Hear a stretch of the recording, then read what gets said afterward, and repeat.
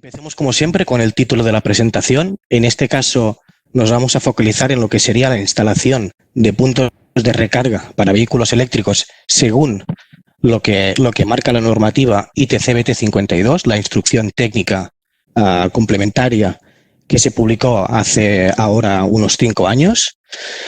No solo vamos a ver lo que dice textualmente la norma, sino que además también nos vamos a fijar en algunos aspectos que se matizaron en su guía de interpretación que se publicó años más tarde y que como esta presentación pues ya tenemos todo el material presente para poder mostrar tanto lo que sería la normativa como su guía de interpretación, pues haremos un poco un mix de ambas para poder interpretar la norma de la mejor forma posible.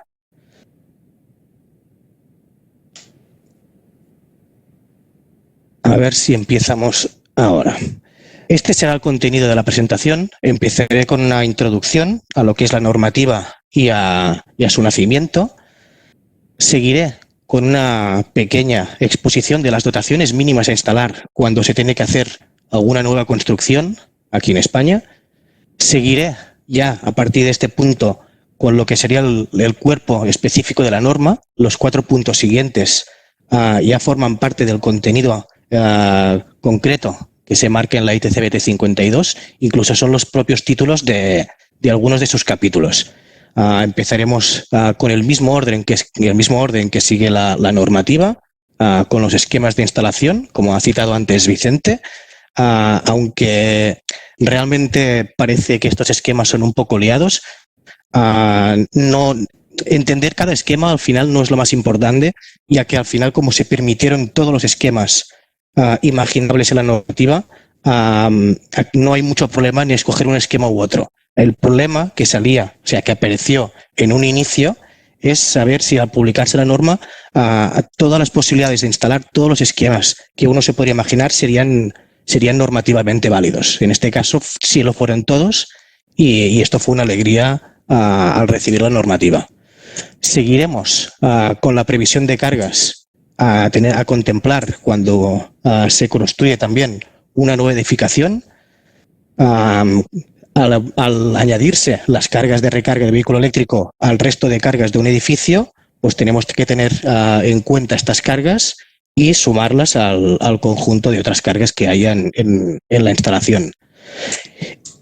A continuación, uno de los capítulos más interesantes de la norma son los requisitos generales de la instalación. La norma nos marca varios puntos de forma bastante secuencial, sin mucho orden, pero todos ellos bastante importantes, de los requisitos básicos que necesita una instalación para alimentar vehículos eléctricos, un punto de recarga de vehículos eléctricos. Y por último, que no menos importante, terminaremos con todas las normativas, todas las indicaciones en cuanto a seguridad, tanto eléctrica como del propio punto de recarga de la instalación, para llevar a cabo una buena instalación. Esta parte de protecciones veréis que la vamos a ampliar un poco también, como he citado antes, con las indicaciones de la guía de interpretación de la instrucción técnica que se publicó años más tarde. Empecemos pues con la introducción. Este Real Decreto nace un 31 de diciembre de 2014, cuando se publica en el Boletín Oficial del Estado el Real Decreto 1053/2014. Básicamente, sin entrar mucho en detalle, este Real Decreto apunta a 3 temas principales. El primer punto que trata es la propia publicación de la instrucción técnica complementaria BT52 que hoy vamos a hablar, pero también tiene un par de puntos más que son importantes de tratar y que se publicaron justamente el mismo día que se publicó la norma entonces, que son la modificación de otras normas, de otras instrucciones técnicas del reglamento de baja tensión, al añadirse la implementación de la recarga del coche eléctrico. Esto también afectaba a otras instrucciones técnicas que ya estaban publicadas años anteriormente, y también esta aparición de unas infraestructuras de recarga en nuevas edificaciones, digamos que nos obliga a tener que tenerlas en cuenta en el momento de calcular las dotaciones mínimas a instalar en una nueva edificación. Empezaré primero con las modificaciones técnicas, las modificaciones que se hicieron de las instrucciones técnicas. Son modificaciones muy concretas y muy fáciles de explicar. Seguiré con las dotaciones mínimas a instalar en un edificio de nueva construcción en cuanto a puntos de recarga, y ya a partir de aquí entraré en lo que sería el cuerpo de la normativa. Empecemos pues. Para empezar, la primera normativa que se modifica es la ITCBT 04. En este caso se añade un nuevo tipo de instalación que en el momento de su puesta en marcha y su puesta en funcionamiento necesita antes previamente un proyecto. Esto incluye 3 tipos de instalaciones de recarga que sería necesario un proyecto. Todas las instalaciones de más de 50 kilovatios necesitarían un proyecto. Si estas instalaciones están en exterior, este límite de los 50 kilovatios bajaría a 10 kilovatios, y también necesitan un proyecto todas las instalaciones que incluyan cargadores en carga continua o modo 4. Aunque aquí veis que parece que haya mucha instalación que necesita proyecto, realmente nos deja un hueco para todas las instalaciones de interior de menos de 50 kilovatios para que no necesitarán un proyecto para su diseño ni implementación. Esto incluye básicamente la mayoría de primeras instalaciones en prácticamente cualquier instalación ya existente. Cualquier vivienda, un taller, una oficina, difícilmente lo primero que van a instalar será más de 50 kilovatios, con lo cual podemos decir que en la gran mayoría de casos, si no es que es un proyecto muy grande, estas instalaciones no precisarán de un proyecto. Para las que sí que lo precisan, que entran en estos 3 casos, aparte del proyecto, también se modifica, como aquí está escrito en la diapositiva, la instrucción técnica número 5, comentario número 5, para que estas instalaciones que sí que necesitan proyecto, además de un proyecto, antes de su puesta en marcha, necesitarán una verificación por parte de un organismo cualificado, normalmente dependiente de las comunidades autónomas. Otras modificaciones que aporta el Real Decreto 1053/2014.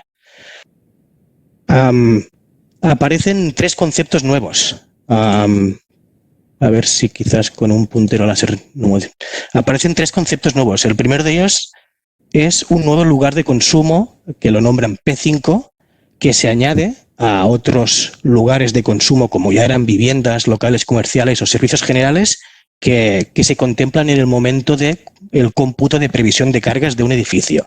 ¿Qué significa eso? Que se añade un punto más, un lugar más de consumo que se tendrá que tener en cuenta en el momento de hacer el cálculo de previsión de cargas en nuevas construcciones. Aparecen 2 conceptos más, el concepto SPL. El SPL lo voy a tratar un poco más adelante. Es un sistema de protección de línea general de alimentación. Y es un concepto que aparece en esta instrucción técnica 52 y que luego se añade también a la instrucción técnica BT 16 para tenerlo en cuenta en el tema de instalaciones de enlace. Y por último tenemos aparecido también el nombrado circuito C13. Esto es un circuito más añadido a los otros circuitos que nos podemos encontrar en las viviendas unifamiliares, como podrían ser el de iluminación o el del horno y cocina o alumbrado. Perdona, he dicho lo mismo. En este caso se añadiría uno más, que sería el circuito C13, dedicado en exclusiva a la recarga.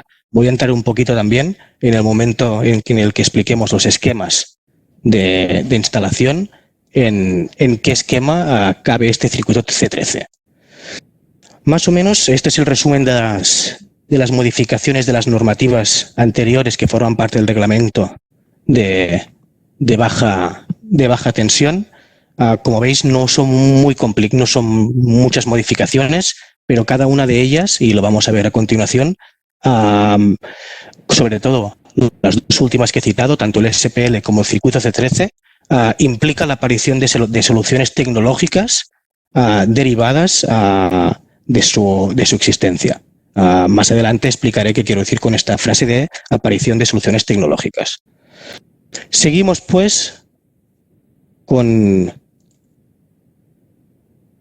las dotaciones mínimas a contemplar cuando se instala un punto de recarga, cuando se construye un nuevo edificio, ya sea residencial o no residencial. En este caso, como veis, he puesto lo que nos marca tanto el reglamento en sí, en color negro, como su guía publicado años más tarde de interpretación, que como veis es un poco más exigente, y lo que nos indica Europa en su directiva de edificios sostenibles. Básicamente, en uso no residencial, el reglamento de baja tensión en sí es un poco ambiguo.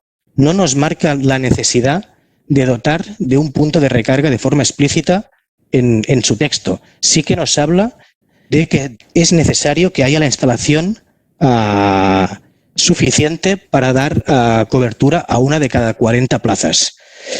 Pero las instalaciones necesarias, en este caso, no implica que haya un punto de recarga ahí instalado, o textualmente la normativa no lo cita. Por eso en este caso solo ponemos que es, según la normativa, es necesario instalar de las dotaciones necesarias de infraestructura para colocar puntos de recarga eléctrico a una de cada 40 plazas, para alimentar a una de cada 40 plazas. Este punto, que en la guía es ambiguo, en su interpretación, en su interpretación, sí que en la normativa es ambiguo, pero en su interpretación ya no nos marca solo la necesidad de instalar las canalizaciones para alimentar uno de cada 40 plazas que haya en el edificio de nueva construcción, sino que también ya nos marca de forma textual que aparte de las canalizaciones deberá haber al menos un punto de recarga.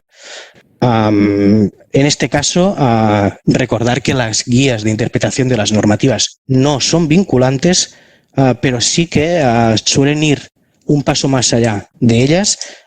Suelen estar, en este caso sobre todo lo es por forma lógica, más actualizadas y normalmente se deberían tener en cuenta en el momento de hacer cualquier instalación eléctrica. ¿Qué nos dice Europa? Europa, en cuanto a sistemas de canalización, incluso ya nos marca que estos sistemas de canalización tienen que ser en forma de tubo, especifica más. Aquí sí que son un poco más exigentes y nos marca las canalizaciones necesarias para alimentar una de cada 5 plazas. En cuanto a puntos de recarga, aquí ya no nos marca un porcentaje, nos marca que al menos debe haber un punto de recarga en la instalación. Esto en algunos casos será bastante menos exigente, por ejemplo, que lo que nos marcaría la guía de interpretación de la normativa ITCBT 52. Resumen, aunque el texto no sea claro en la normativa, la tendencia al menos alimentar o a dar las dotaciones mínimas para luego instalar un punto de recarga o que haya ese punto de recarga a una de cada 40 plazas en edificios no residenciales es lo que se tiene que recordar, este concepto de un punto de recarga a cada 40 plazas. Uriol, mira, sí. Una cosita, nuestra experiencia con todo, ¿no? Con las penalizaciones de reactiva, con la protección diferencial, con toda la legislación es que empieza en el norte de Europa y va bajando hacia el sur. Claro, tú hablas aquí de que ya es obligatorio 1, pero si hay 5 plazas, claro, decías que puede ser menos restrictiva, pero también puede ser más restrictiva, ¿no? Porque si hubiera 5 plazas, ¿también sería 1? Claro, aquí hay el concepto de si 1 ya es el mínimo. La guía tampoco es muy concreta en ello. Lógicamente esto se suele basar en edificios donde no suele haber una planta, sino que, porque ahí estaríamos hablando de casas unifamiliares, por ejemplo, una plaza de parking, que lo podría haber, pero esto está más pensado sobre todo, entiendo yo, para edificios como pueden ser centros comerciales, como pueden ser cualquier edificio público, una empresa o algún edificio que en este caso simplemente que no sea residencial. Sí, pero bueno, en el caso de, por ejemplo, Circutor, compañero Bernat, estaba mirando de comprarse un piso de nueva vivienda y ya también en parkings comunitarios también se contempla el 1,40. Pero yo me refería a lo de Europa. Europa marca una plaza, pero claro, si solo hay 5 plazas también está obligando a una, ¿no? Digo porque es la tendencia que creo que va a llegar aquí, ¿no? Que como mínimo, seguro que obligarán una independientemente del número de plazas, ¿no? La tendencia es que se suele ser más estricto en residencial. Ahora veremos el apartado de residencial, porque entiendo yo que es donde van a prever que se desayorren la gran mayoría de recargas, y ahí sí que como es donde duermen los vehículos normalmente, se están poniendo un poco más exigentes. Vale, vale. En el apartado no residencial, muchas veces este 1 de cada 40 es menor incluso a la previsión que hace el propio constructor. O sea, hay gente que ya ve que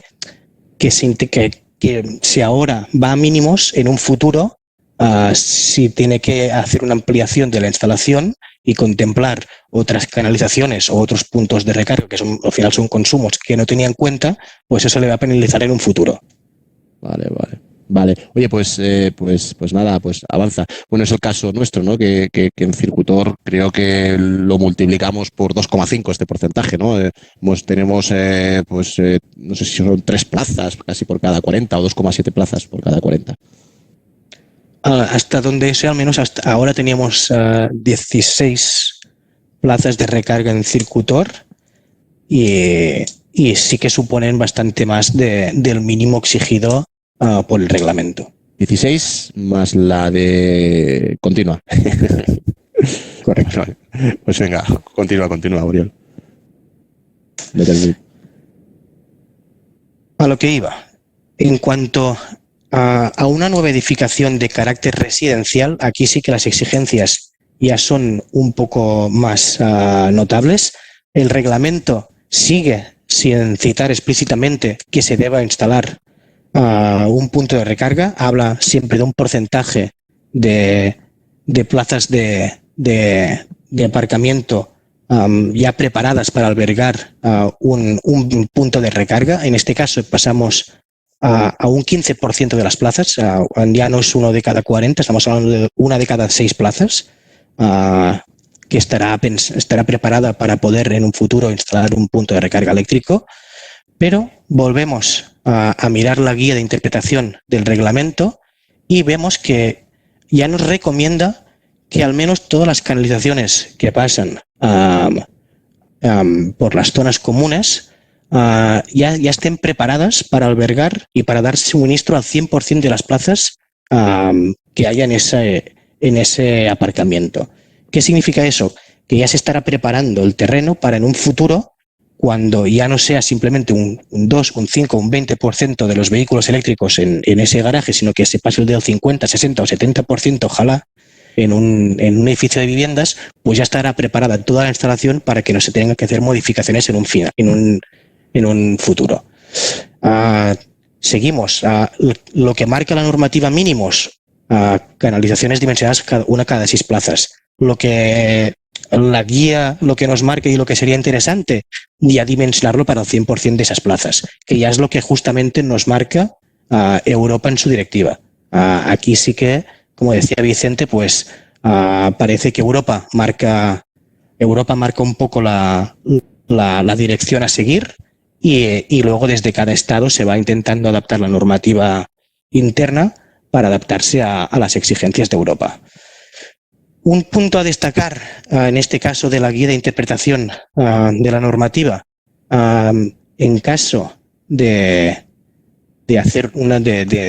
construir una vivienda unifamiliar, ahí sí que ya nos impulsa, digamos, no ser vinculante, pero sí que nos empuja y aclara un poco lo que sí que dice el reglamento de baja tensión, pero nos impulsa a añadir este circuito C13 para alimentar un punto de recarga, y no solo añadir el circuito C13 del que voy a hablar, sino también añadir el punto de recarga ya en la instalación.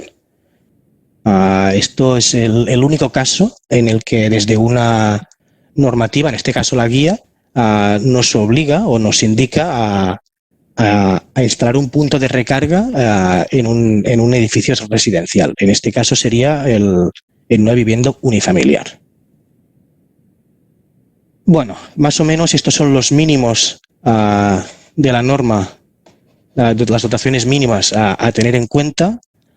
Ahora ya pasaríamos directamente al contenido concreto que se explica en el AITCBT 52.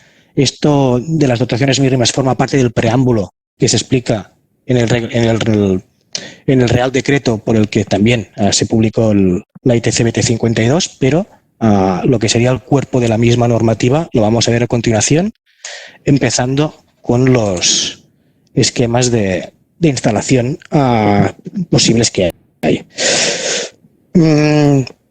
Como os he dicho antes, en un inicio se tenía miedo de cómo serían estas instalaciones y qué esquemas de instalación estarían permitidos en el momento de instalar un punto de recarga eléctrico. Al final veréis que cualquier tipología de instalación que se os pueda pasar por la cabeza ya está contemplada en uno de estos 4 esquemas y sus subvariantes que os voy a explicar. Empezaremos con el esquema 1. El esquema 1, como veis, es un esquema donde hay una instalación colectiva, troncal, que dará servicio a todas las estaciones, a todas las plazas donde haya un punto de recarga de vehículos eléctricos. Las principales características de este esquema es que estamos con un contador principal que va a ser el que esté midiendo el consumo global de todos los puntos de recarga que haya aguas abajo. Este sería el punto de suministro del que se engancharían todos los vecinos, por ejemplo, en una comunidad de propietarios. También nos marca la necesidad de instalar contadores secundarios en cada estación de recarga, uno por cada estación de recarga. Esto nos posibilitará en un futuro hacer lo que sería el repartir los costes que vienen determinados por el contador principal, que al final es el contrato de compañía que tendremos todos los vecinos común. Y para hacer este reparto de costes, pues es necesario la instalación de un contador secundario. En este caso, si tiene que haber algún tipo de facturación de por medio, que sea MIT, pero bueno, ya hablaremos de esto luego. Y también, como veis, aparece el concepto de SPL en este tipo de esquema. Ahora, en un par de diapositivas explicaré exactamente qué es esto del SPL. Antes termino de explicar las variantes de esquema 1. Quedaos un poco con la copla de que hay un contador principal que va mirando el consumo de todos los puntos de recarga que hay en la instalación y contadores secundarios en cada punto de recarga. Variantes de este esquema. La primera variante, que en vez de utilizar la centralización habitual que ya tenemos con los contadores de vivienda, se utilice un cuadro aparte. Esto simplemente es cuando no tenemos espacio en la instalación, en la primera centralización de contadores, pues es posible añadir una segunda centralización que albergue este contador principal dedicado a la recarga. Al final es el mismo esquema que el 1A, pero el contador principal se encuentra en otra centralización de contadores que es nueva. Esta foto de aquí la añado porque en estos esquemas troncales, como veis, hay unas cajas de derivación. En estos esquemas troncales, todo lo que sería la cometida común que alimenta a los puntos de recarga debe permitir que haya una caja de derivación como mucho a 20 metros de cada plaza de parking. Una caja de derivación como la que veis aquí en la parte superior, en la que un vecino, en el momento en que quiera añadirse a esta instalación colectiva troncal, que en un inicio puede estar compuesta por un par de cargadores, pero se puede ir añadiendo a medida que los vecinos se compran un coche eléctrico, pues se van añadiendo, conectándose a estas cajitas de derivación a la cometida común que ya estaría previamente instalada. La cometida común la pagarían, si es de nueva instalación, la pagarían toda la comunidad. si ya se prevé en la construcción del edificio, pues ya es la promotora, y lo que sí que pagaría cada nuevo usuario que se intenta enganchar a esta cometida general es su derivación y su punto de recarga y las protecciones necesarias. Esta última parte de la instalación sería a coste del usuario final que va a gozar de la recarga, así no como lo que sería la derivación global, o sea, la derivación troncal para todos los puntos de recarga. Esto correría a costas de toda la comunidad. Por último, tenemos el esquema 1C. En este caso, los contadores, la única diferencia es que los contadores secundarios, en vez de estar situados en el punto de recarga, están situados dentro de la propia centralización de contadores ya existente. Esto es un caso ya existente, o incluso también podría ser una nueva caja, pero simplemente lo que importa es que el contador secundario está en la misma caja que el contador principal. ¿En qué nos afecta esto? El esquema es muy parecido, eléctricamente es prácticamente lo mismo. Al final, si tienen que repercutirse costes, también es necesario un contador MIT como contador secundario. El contador principal, lógicamente, es el de compañía.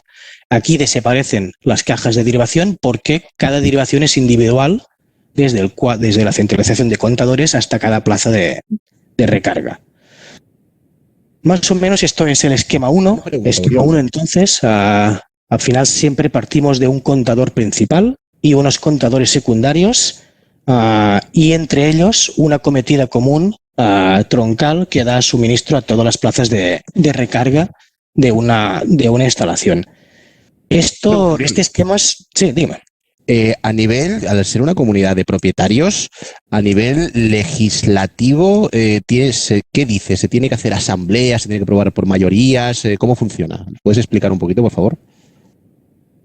Sí, a ver, esto también a veces, claro, cada comunidad, al menos aquí tenemos una ley de propiedad horizontal distinta o particular que en el resto de España, en Cataluña me refiero. A nivel global, a nivel español, sí que simplemente el usuario que quiera instalar un punto de recarga en una comunidad de vecinos, o sea, cualquier propiedad horizontal, al final lo que tiene que es informar, ya sea a la comunidad o a su presidente, de la intención de instalar un punto de recarga. Tiene que informar también de qué modelo o qué potencia y qué tipo de recarga va a ser la que va a instalar. Y sobre todo va a tener que explicitar qué esquema va a utilizar. En este caso la comunidad no puede decir nada, simplemente todos los esquemas son válidos. Lo que sí que yo haría, en plan del bien de la comunidad, es que como hay esquemas como el esquema 1, por ejemplo, que afecta a toda la comunidad, y ahí sí que hay un gasto colectivo, ahí sí que debería ser la comunidad que hablase si conviene a todo el mundo hacer ese gasto o no. A nivel de aquí en Cataluña, la comunidad tiene un mes de gracia para plantear una alternativa al usuario que tiene la intención de instalar un punto de recarga si el esquema que plantea el usuario no interesa a la comunidad. Pero no así en el resto de España, con lo que básicamente el usuario final podrá, sin afectar que un futuro vecino quiera hacer su esquema, si no impide eso, mientras no afecte a que en un futuro un vecino pueda realizar el esquema que a él le apetezca, digamos que podrá escogerse y acogerse al esquema que más le convenga según vive allí o solo tenga una plaza de parking o lo que sea. Vale, gracias, Uriol. Bueno, el esquema 1, como os he comentado en el esquema 1A y el esquema 1B y aquí también en el 1C, tenemos el concepto de SPL.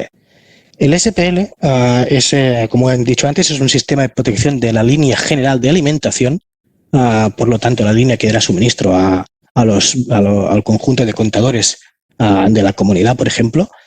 Y este sistema de protección de línea lo que nos permite es, y voy a entrar luego de forma bastante clara en ello, lo que nos permitirá es regular la potencia a suministrar a cada vehículo en función del consumo global que esté leyendo la línea general de alimentación. ¿Qué quiero decir con eso? Que el SPL como sistema indicará a los puntos de recarga de reducir o incluso cortar su consumo si ve que el consumo que está midiendo en la línea general de alimentación está llegando al máximo nominal que puede aguantar la línea. ¿Por qué se hace esto?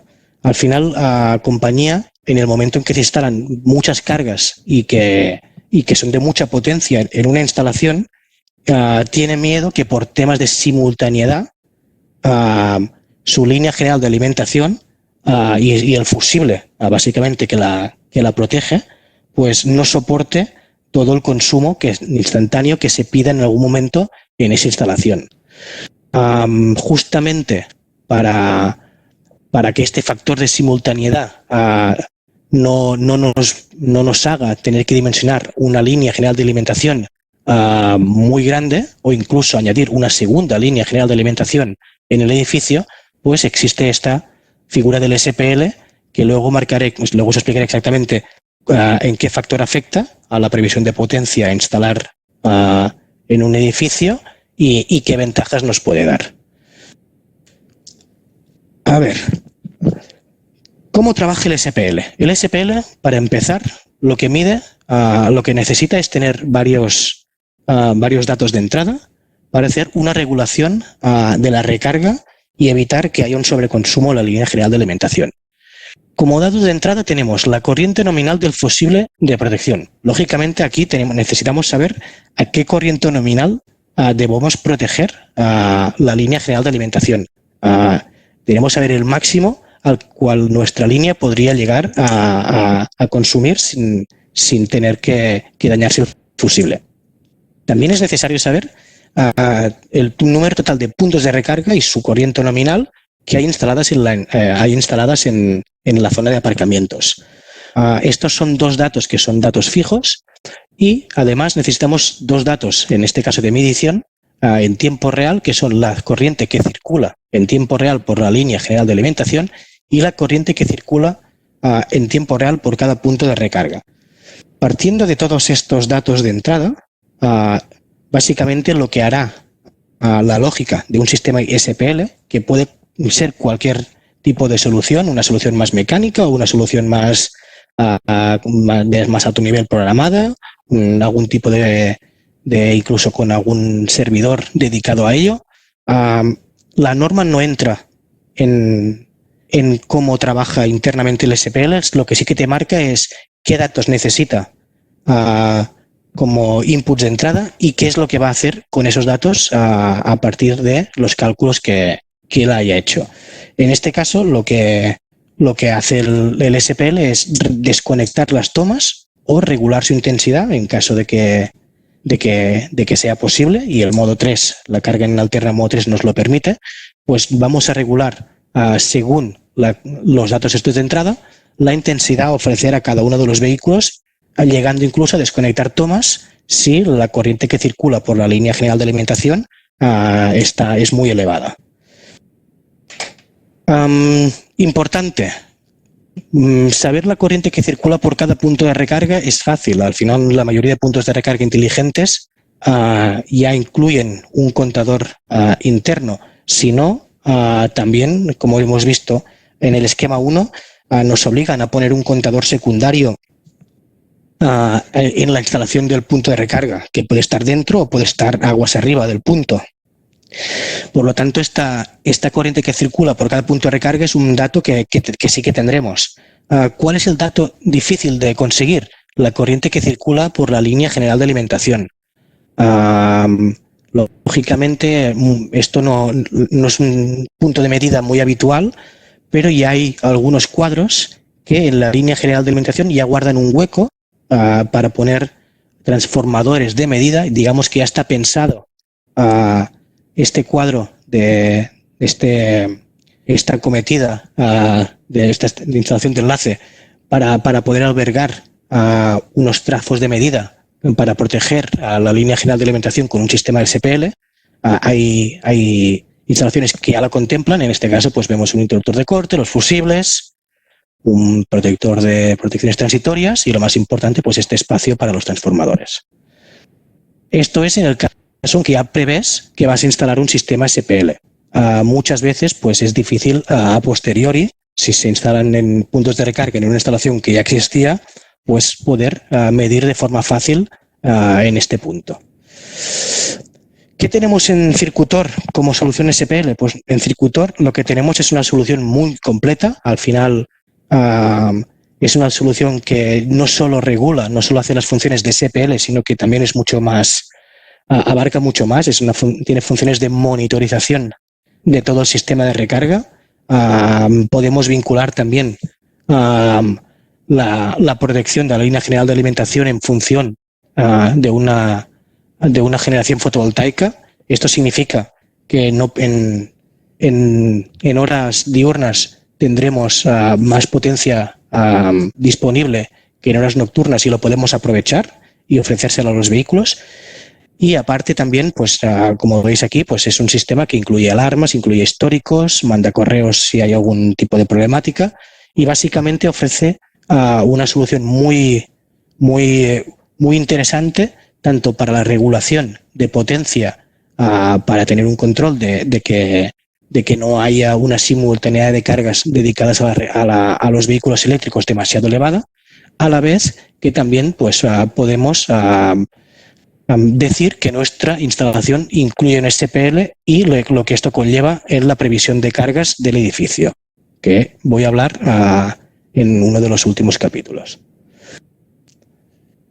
Esto es todo por el esquema 1. Básicamente, lo que hemos dicho, esquema 1 es un esquema troncal con un contador principal y varios contadores secundarios para cada estación de recarga. El esquema 2. El esquema 2 es un esquema muy interesante. Fue un esquema que no se estaba claro de que apareciese en la norma y será un esquema muy habitual en las primeras instalaciones de cada vivienda. Básicamente lo que se consigue en este esquema es que si tú vives en el mismo edificio donde aparcas tu vehículo y por lo tanto tienes acceso desde la plaza de parking al contador que alimenta tu vivienda, este esquema te permite sacar una segunda cometida sin que pase por vivienda para alimentar directamente un punto de recarga. En este caso, el contador principal de la vivienda estará midiendo tanto el consumo de la vivienda como el consumo que hay en el vehículo. Por lo tanto, como no habrá ningún tipo de refacturación y tendrás que rendir cuentas con nadie, el contador opcional, el contador secundario en este caso sería opcional. Aquí ya te lo pone como opcional porque digamos que yo desde mi propio contador no debería o no tendría por qué de forma normativa instalar un segundo contador que midiese el consumo específico de la recarga.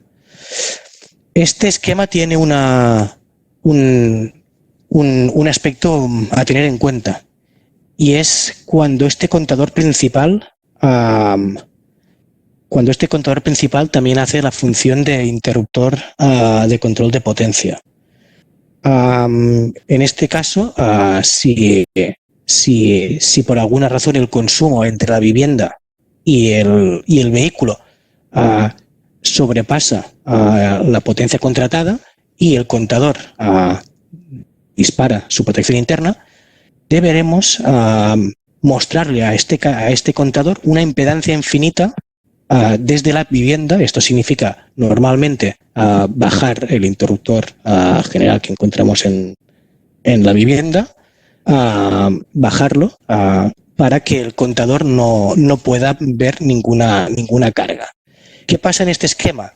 Que aunque desde la vivienda podamos desconectar todas las cargas que hay en la vivienda, el contador principal seguirá viendo el consumo, aunque sea poco, que pueda tener la alimentación del punto de recarga. Para ello, no tanto la norma, pero sí su guía, nos da un par de opciones para lo que sería poder efectuar el rearme del contador principal. La primera opción que nos da es un poco compleja, estirando un hilo, un hilo, que en este caso hablo del hilo rojo, que va desde un contactor que corta la alimentación a la estación de recarga hasta la vivienda, y mediante esta secuencia en la que primero se desconecta el interruptor general de alimentación de la vivienda, luego se desconecta lo que sería la bobina del contactor que tenemos situado al lado de la estación de carga, esperamos unos segundos, en este caso con los dos interruptores desconectados no veremos ni impedancia ni en la vivienda ni en la estación de recarga porque estarán desconectadas, y en ese momento el contador se volverá a reiniciar.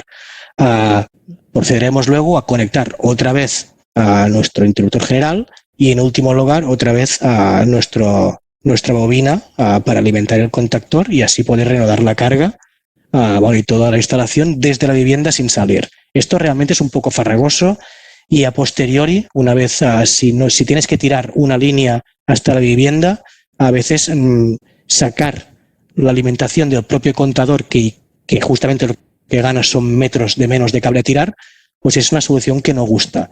¿Qué es lo que también te marca la guía de interpretación? Una segunda opción, que bueno, primero la primera opción incluso hay algunas veces que sí es el inicio y haces cuadros de acometida de instalaciones de centralización de contadores con estos contactores, pues quizás sí que es más fácil a posteriori hacer esta instalación del hilo rojo para rearmar el contador principal.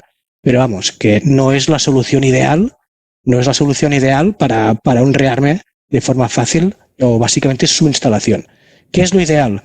Lo ideal es un dispositivo de rearme automático. En este caso puedes formar parte del punto de recarga o estar a su lado, aguas arriba. Este dispositivo de rearme automático, la guía lógicamente no especifica qué solución tecnológica es, pero en Circutor sí que ya hemos desarrollado una solución que al menos para nuestros contadores de compañía es útil y funciona. Ahora también estamos pruebas con otros contadores de otras compañías, que lo que permite es que en caso de que el punto de recarga, porque el contador ha saltado por control de potencia, pierda alimentación, este dispositivo mostrará impedancia infinita al contador de compañía, permitiendo la recarga, el rearme del contador sin tener que salir de la vivienda ni tener que hacer ninguna acción extra que simplemente bajar la protección de liga de tu vivienda, ni instalar lógicamente un cableado hasta la vivienda. Esto esperamos a ver si podemos mostraros alguna solución en algún cargador nuestro en breve, pero que sepáis al menos así de oídas que estos dispositivos que en un principio parecían magia, pues existen y se han desarrollado, y en Circutor tenemos una solución que respondería a esta necesidad de rearme del contador principal que nos da el esquema 2, que es un esquema dedicado a una instalación individual donde el contador es compartido por vivienda y por vehículo y cada uno tiene una acometida distinta. Pasamos al esquema 3. El esquema 3 es bastante común, en este caso, en ubicaciones donde yo sí que aparco el vehículo, pero no vivo allí. Aquí no puedo buscar mi contador de vivienda porque no he tenido la suerte de que justamente mi plaza de parking esté en el edificio donde yo tengo la vivienda o donde está la centralización de contadores. ¿Qué se hace en estos casos? Pues se añade una instalación adicional, un suministro adicional con un contador principal adicional para cada plaza de recarga que se quiera instalar en el aparcamiento. Esta solución es muy común, sobre todo, como he dicho, en gente que tiene una plaza de parking pero no vive en este edificio. Al final lo que hace es pues en vez de intentar entrar con la comunidad y acometer el problema con un esquema 1 y una instalación troncal, lo que hago es por mi propia cuenta contrato un suministro nuevo que va a dar servicio a mi plaza de parking. Parece extraño, pero sí que es factible, o sea, es legal que una Endesa o Iberdrola o la compañía que sea nos ofrezca un contrato de suministro si es para dar suministro a un punto de recarga en una plaza de parking. Digamos que está permitido que se contempla este caso de un suministro dedicado en exclusiva a lo que sería la recarga de una sola plaza de parking. Del mismo modo que el esquema 1 tenía varias versiones dependiendo de la ubicación de los contadores, el esquema 3 vemos lo mismo. Tenemos un esquema 3B en el que si por falta de espacio en el contador, la centralización de contadores de las viviendas, pues se añade una segunda centralización para ir albergando estos contadores nuevos principales, estos nuevos suministros que van a dar servicio a cada una de las tomas de recarga y de las plazas. Esto, lógicamente, si tú tienes una plaza de parking, tienes que instalar un punto de recarga, tienes que dar de alto un nuevo suministro y además se tiene que hacer con una nueva centralización de contadores, normalmente este es un esquema caro y poco atractivo de primeras. Normalmente es la última opción que se acaba escogiendo. Por último, el esquema 4. El esquema 4 es un esquema pensado para viviendas unifamiliares. Aquí ya no estamos hablando de edificios donde haya varias plazas en la misma ubicación. Aquí simplemente será una vivienda unifamiliar donde lo que haremos es añadir, como he citado antes, al resto de circuitos de la instalación, de alumbrado, fuerza o cualquier otro consumo o ventilación, que son los 12 circuitos anteriores que contempla el reglamento de baja tensión, pues se añade un circuito 13 con su protección magnetotérmica y diferencial. En este caso, a diferencia de los otros suministros que la protección diferencial podía ser compartida, en este caso el circuito C13 no se exige poner una protección diferencial dedicada solo a la alimentación de un punto de recarga.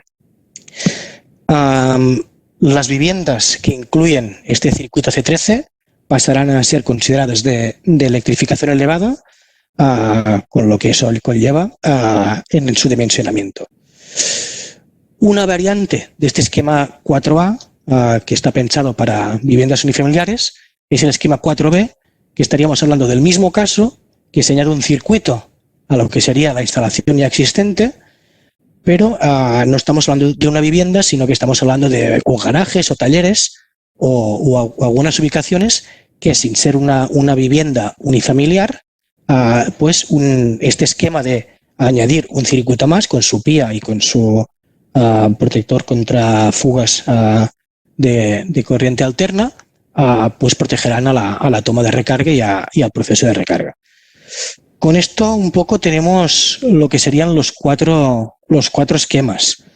Resumen, el esquema 1 es un esquema troncal con contador principal y contadores secundarios para cada punto de recarga. El esquema 2 es un esquema donde teníamos la vivienda y la plaza de parking alimentadas desde el mismo contador, pero con dos acometidas distintas. El esquema 3 es el que teníamos, que es un circuito simplemente nuevo para alimentar los puntos de recarga, ahí ya no hay vivienda.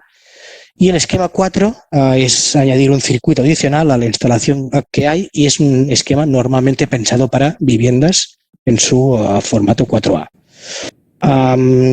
Más o menos espero que haya quedado un poco claro cada uno de los esquemas, porque ahora vamos a pasar también a las dotaciones, a las previsiones de carga a tener en cuenta en el momento de hacer una nueva construcción. Y justamente estos esquemas tienen un poco que ver en cómo se dimensionan estas cargas. En los edificios de nueva construcción aparece un concepto nuevo, que es un lugar de consumo un lugar de consumo nuevo que he dicho antes, que es el P5, que es digamos que es las previsiones de cargas dedicadas a lo que sería la recarga de vehículos eléctricos. Como veis, esto se une a otros consumos que ya encontramos en edificios de nueva construcción, como pueden ser las viviendas, los servicios generales, los locales comerciales y los garajes que lo componen. Ahora vamos a ver un poco cómo calculamos la previsión mínima a tener en cuenta en cuanto a carga, al dimensionamiento de las cargas de este lugar de consumo P5, que es el dedicado a la recarga. Básicamente, en ubicaciones, en construcciones de carácter residencial, deberemos contemplar al menos 3,7 kilovatios multiplicado por un 10% de las plazas.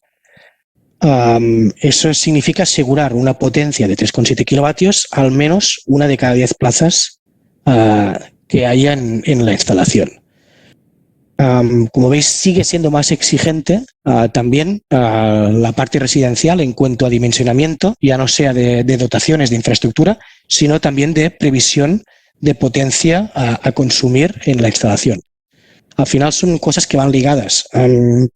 Lógicamente, si se prevé un consumo muy elevado, esto afecta a que el dimensionamiento de las estructuras para instalación de puntos de recarga también se tenga que dimensionar acorde. Para el caso no residencial, en este caso el dimensionamiento de lo que sería la previsión de carga para el vehículo eléctrico es de 3,7 kilovatios para una de cada 40 plazas. Estamos hablando de cálculos de previsión de carga mínima.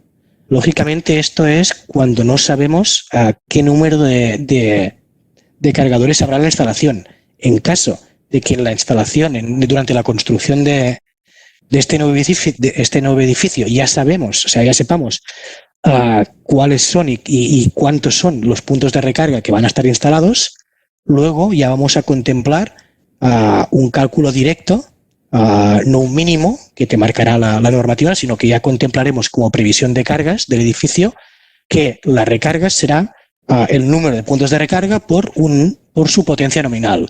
Normalmente la potencia nominal se contempla en 3,7 kilovatios, pero si los puntos de recarga, lógicamente, fueran de 32 amperios y fueran de 7 kilovatios, la previsión de carga a tener en cuenta pues sería estos 7 kilovatios multiplicado por el número de puntos de recarga que hay en la instalación.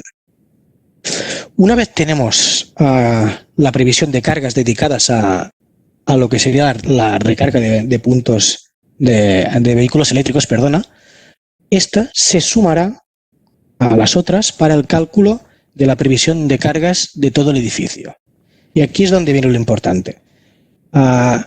Esta carga pues afecta lógicamente al dimensionamiento de la acometida general que va a alimentar todo el edificio. Y aquí es donde entra el concepto de SPL.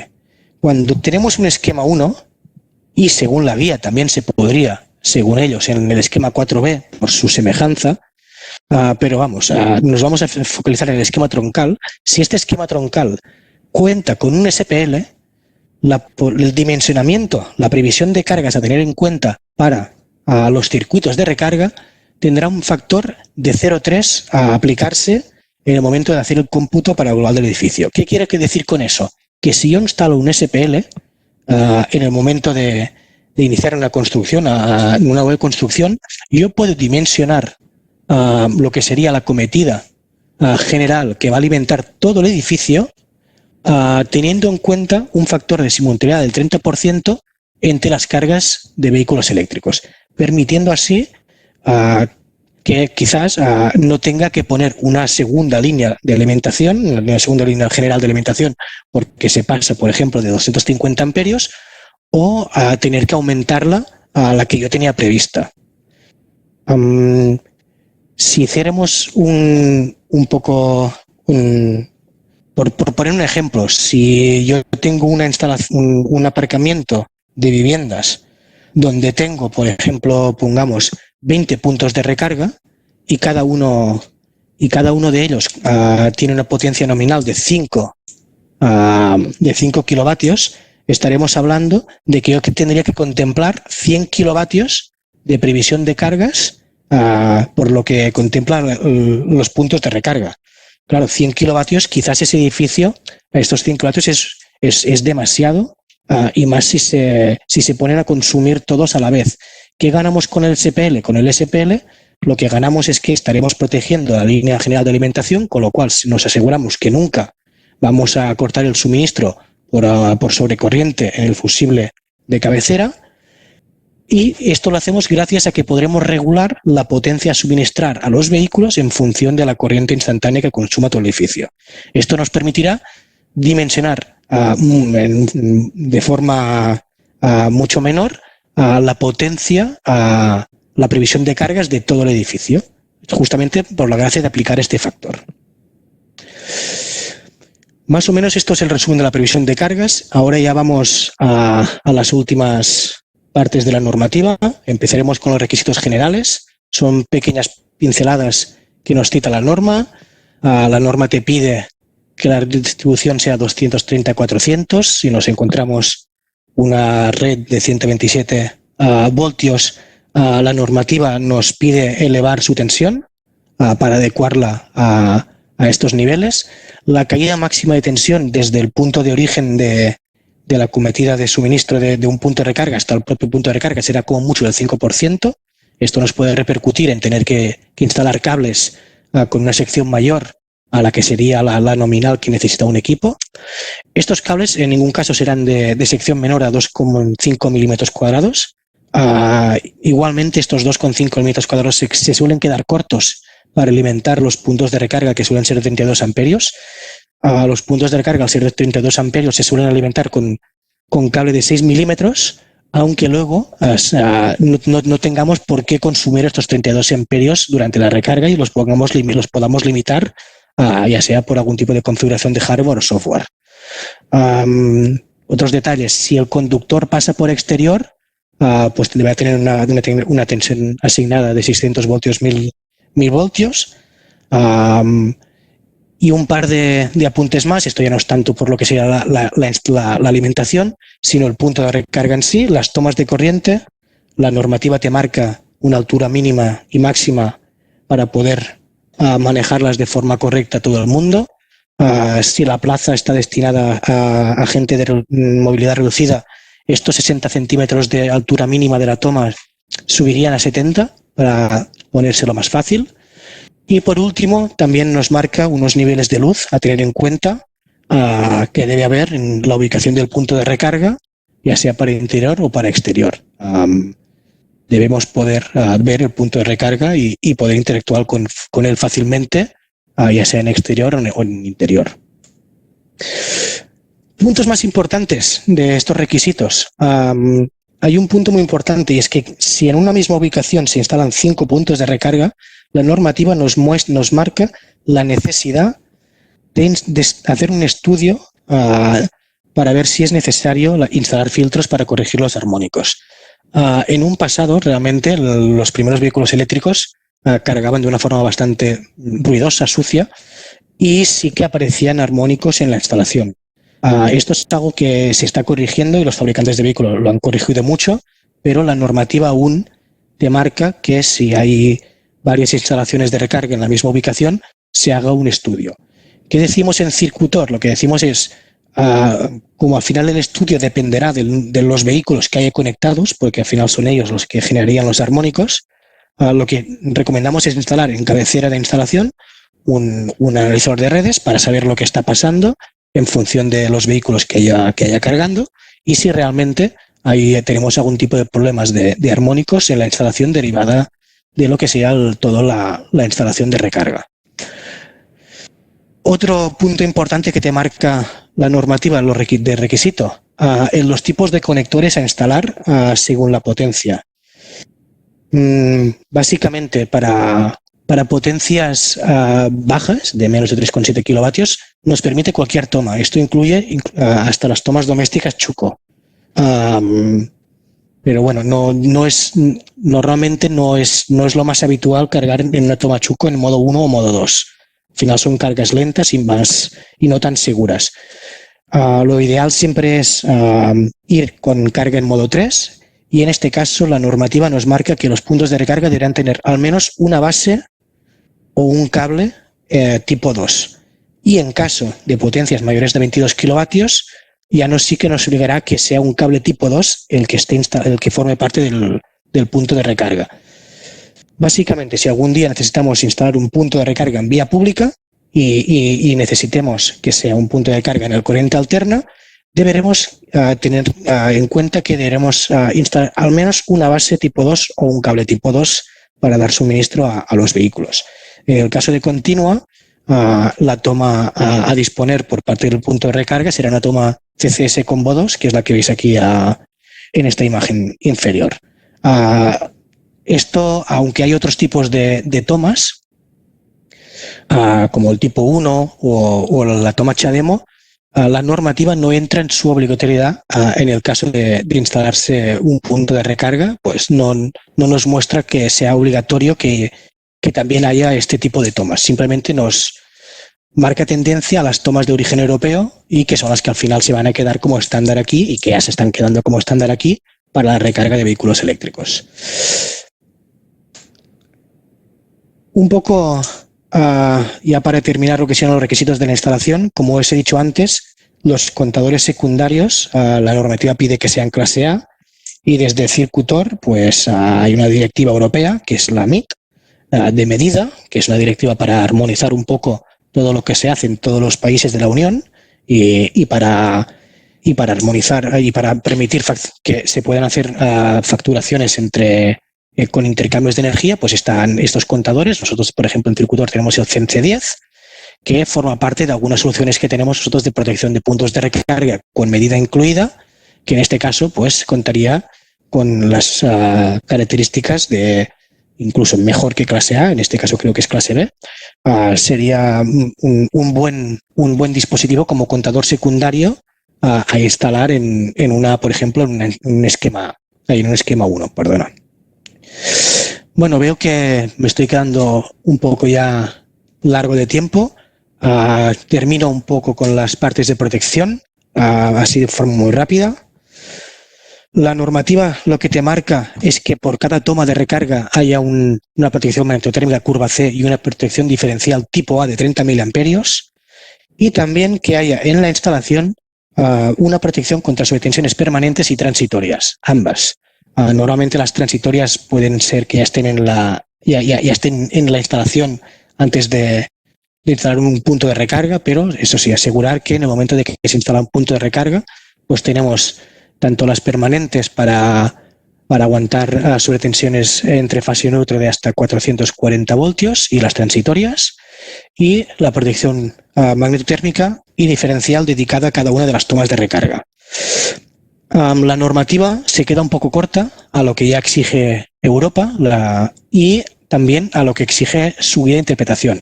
La guía de interpretación ya cambia esta protección diferencial tipo A de 30 miliamperios por dos opciones distintas. La primera, añadir a esta protección diferencial de 30 miliamperios un detector de fugas de 6 miliamperios en corriente continua. Este detector realmente lo que hace es que en caso de que haya corriente continua, fugas de corriente continua presentes en la instalación, lo que hace es desconectar el circuito para proteger básicamente el diferencial tipo A.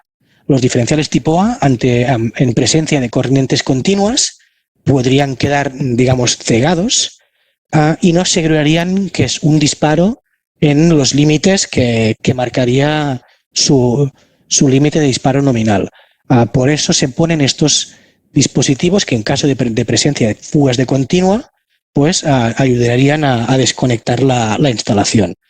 En Circutor, en este caso, tenemos un dispositivo nuevo que incorpora tanto la protección tipo A como la detección de 6 miliamperios y en ambos casos dispararían el mismo interruptor, con lo que sería como una protección combinada continua alterna, en este caso continua de 6 miliamperios. En unas semanas esperemos poder enseñar este producto y al mercado y hacer un buen lanzamiento porque es muy interesante porque ya se adapta a lo que marca la guía de interpretación de la norma y la directiva europea. También la guía, lógicamente, nos marca la opción de instalar un diferencial tipo B. En este caso, son diferenciales de mucha más calidad, donde ya no solo nos interrumpen el servicio por detección de fugas en corriente alterna, sino que también detectan fugas en corriente continua y no quedan encegados por ellas. Y en este caso, por ejemplo, nosotros tenemos el IDB4, es un interruptor diferencial ya muy consolidado, que lo usamos en muchas soluciones de recarga que tenemos nosotros, por ejemplo, en vía pública. Al final, la protección diferencial tipo B es la que nos asegura mejor seguridad y es una tendencia del mercado a ir hacia la protección diferencial tipo B. Lógicamente es un poco más cara que la tipo A y en muchos casos pues sí que la tipo A seguirá teniendo fuerza mientras la normativa, que no su guía, no se adapte y sea un poco más exigente. Ya para terminar la presentación, ya no entrando en protecciones eléctricas, sino entrando en las protecciones de penetración, contra penetración de cuerpos sólidos y de agua y contra impactos mecánicos, la normativa nos marca márgenes distintos para interior y para exterior. En cuanto a la protección IP, para interior nos marca un grado IP 44, en cambio para exterior sube el nivel en cuanto a penetración de cuerpos sólidos a un nivel 54. En este caso, para exterior, la normativa es un poco más exigente. ¿Qué pasa? Lo mismo también en lo que sea la protección contra impactos mecánicos. Así como para interior, con un nivel IK8 es suficiente, en equipos situados en exterior, pues será necesario un IK10, que sería lo máximo que nos podrían pedir. Por mi parte, un poco ya os lo he explicado todo. Quería ser más corto de lo que he sido, pero esto se ha hecho un poco más largo. Os muestro un ejemplo de instalaciones, que en este caso instalaciones domésticas, para que haya un poco más de foto. Y cualquier cosa, pues por mi parte ya estoy. Podéis preguntar en el chat.